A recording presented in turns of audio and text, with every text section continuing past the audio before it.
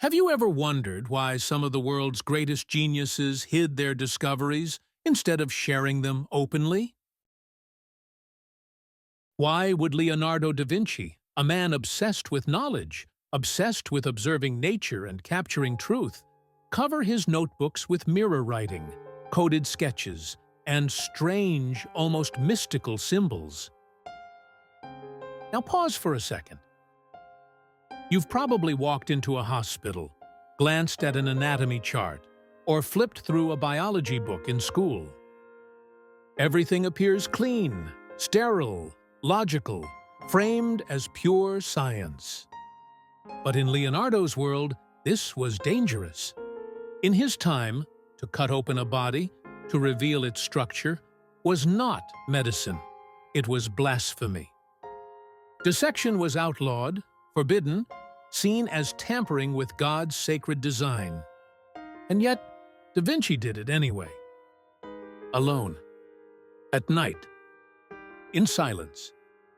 With candlelight and secrecy, he peeled back the layers of the human body, sketching, recording, hiding. And within those drawings, he left more than anatomy. He left subtle marks, spirals, loops, and repeating curves, patterns that echoed the very symbol of infinity. Why?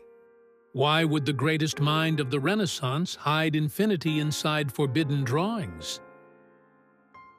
What did he see in the human body that we've forgotten to see in ourselves?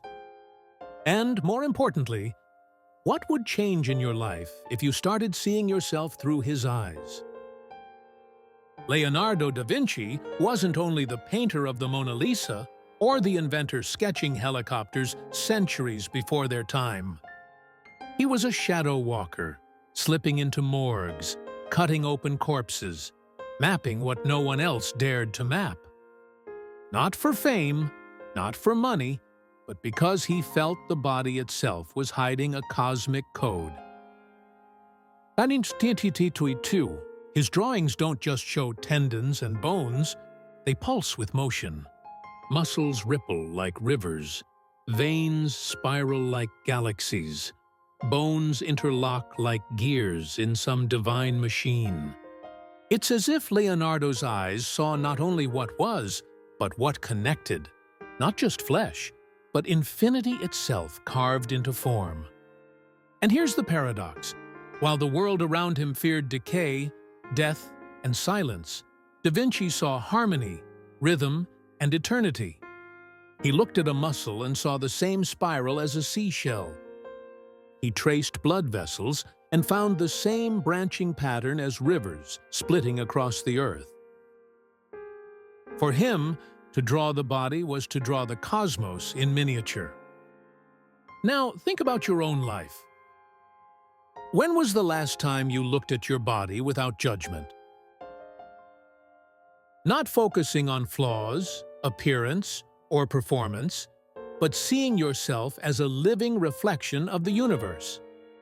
Have you ever paused and thought, what if the infinite isn't out there in the stars, but right here, beneath my skin?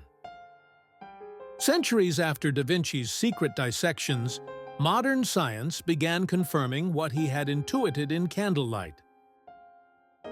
Today, we know the human body is full of fractals, endlessly repeating patterns, self-similar structures that stretch from the smallest cells to the largest galaxies. Blood vessels branch like lightning. Lungs expand like trees. Neurons mirror the cosmic web of galaxies. Infinity written in biology. And here's the astonishing part. Da Vinci saw this without equations, without supercomputers, without MRI scans. He didn't just observe the body, he felt it. He perceived the body as a fractal of the cosmos, a mirror of eternal design.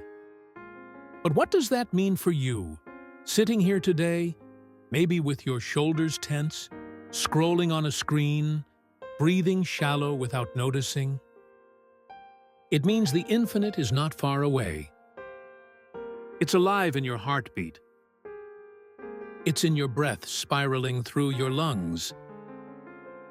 It's in every branching neuron firing in your brain as you listen to these words. So let me ask you again, when was the last time you really felt that? Felt your pulse, your breath, your body not as machinery to control, but as infinity in motion? What if the anxiety, stress, and noise of daily life are not proof of limitation, but the body's forgotten language, whispering of something eternal? But here lies the tragedy. While Leonardo saw infinity in the body, we, centuries later, see only function, performance, and productivity. We reduce the miracle of being alive to numbers, steps walked, calories burned, hours worked, hours slept. We treat the body like a machine to optimize, tweak, and repair. And in doing so, we've lost something sacred. We no longer see what Da Vinci risked everything to sketch. The truth that the body is not a cage, but a doorway. Not a prison to escape, but a portal to experience the infinite. Think about your day. You wake up, check your phone, rush into routine, sit at your desk, stare at a screen, collapse into bed. At what point in that cycle did you feel infinite? Or did you only feel trapped, like a cog repeating tasks you never chose? Maybe the body isn't the prison. Maybe the prison is how we were trained to see it. And maybe Leonardo's drawings, banned, hidden, scattered, were never just about anatomy. Maybe they were warnings. Keys. Maps for us to remember. Leonardo's sketches contain something more than art. They contain symbols of infinity, drawn not as decoration, but as reminders. Loops winding through veins, spirals echoing galaxies, curves repeating like waves. The body mirrored the cosmos, and Leonardo left evidence everywhere. It wasn't enough to know the body worked. He wanted to show that the body was sacred geometry in motion.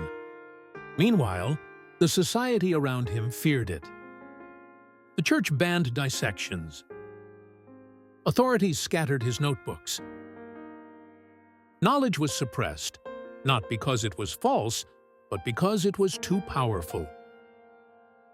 Because if the body is infinity, then no external authority has the right to control it. And here's where the reflection hits you. What symbols of infinity are hiding in your life today, ignored because the system taught you not to notice?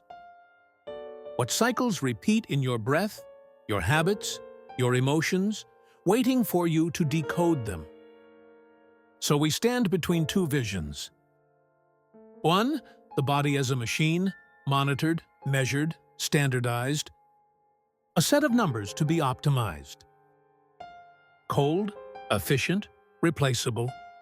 The other, the body as infinity itself. Living geometry. A fractal doorway into the cosmos. Mysterious, unique, eternal. One future shrinks your perception, keeping you small, obedient, and disconnected. The other expands it, reminding you that you are woven into the very fabric of the universe. So the real question is not scientific, not philosophical, not even religious. It's deeply personal. Which vision are you living right now? Which symbol defines your life, the finite or the infinite? So what can you do with this knowledge? Here's the rebellion. Stop looking for infinity outside and start noticing it inside. Breathe deeply and watch your lungs unfold into fractal patterns. Trace your veins and imagine them as rivers flowing to an infinite ocean. Feel your heartbeat, not as mechanical ticking, but as the rhythm of eternity pulsing within you. Walk and notice how every step contains geometry. balance, spiral. These are not just habits. They are practices of remembrance. Neural keys, unlocking the sense of infinity, Da Vinci left hidden in his forbidden notes. Every time you practice, you break a piece of the illusion that your body is a cage. Every time you see infinity in yourself, you reclaim your life as part of a greater whole. Leonardo da Vinci risked secrecy, ridicule, even punishment to leave us a hidden truth.